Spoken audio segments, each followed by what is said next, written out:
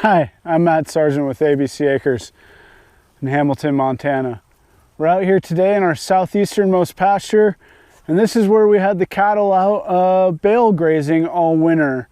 And this is a follow-up Friday episode, following up episode 65, building pasture abundance with bale grazing. I do want to first address, we did get a couple comments where people told us that what we were doing wasn't necessarily bale grazing, and I just want to remind everyone that it's all about context. I know in a lot of parts of the country, especially in the south, you can put out 100 bales before winter even starts and just move your electric and essentially keep grazing your cattle like you would, except they're eating hay instead of grass.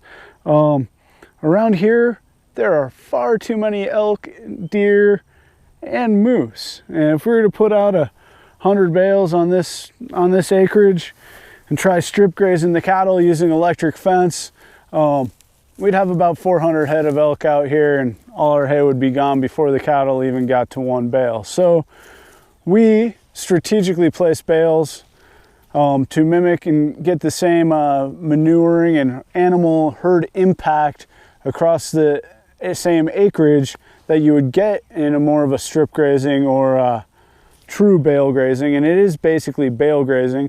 Most people I know, when they're out wintering their cattle, most of the hay is getting put in the exact same spot all the time, leading to an excess of nutrients in one area and lack of nutrients in the other. What we really want to show you, one, I know Grant had promised that we would do a follow-up about this, but it is pretty amazing to see.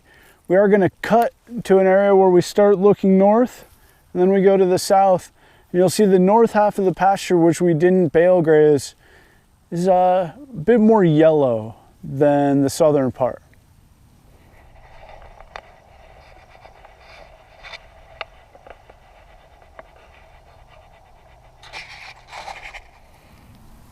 So after you've taken a look at that, you can see the height of the grass is about uniform. There's not necessarily more, but it's about how lush it is and the nutrients available. We haven't done any forage testing, but I would wager this stuff on my left, your right, versus the stuff on my right, your left. If you look at it, the leaves are smaller, much larger leaves on this. We've got more leaves per stalk. I could have grabbed a bad one. Let's grab another one. Same, about 3 leaves. This guy's got 4, 5, 1, 2, 4. I can count today. 4 leaves. But you can see the leaves from my right, your left, versus your right, my left. There's a notable difference in size. So the height of the grass is the same, but we've got bigger leaves on the part that we bale graze. It's also lusher, greener, it's healthier grass. And that's what we're excited about. It shows, you know, that not only in theory does bale grazing work, but in reality it does too. I know it's been a quick one, but that's what follow-up Fridays are all about.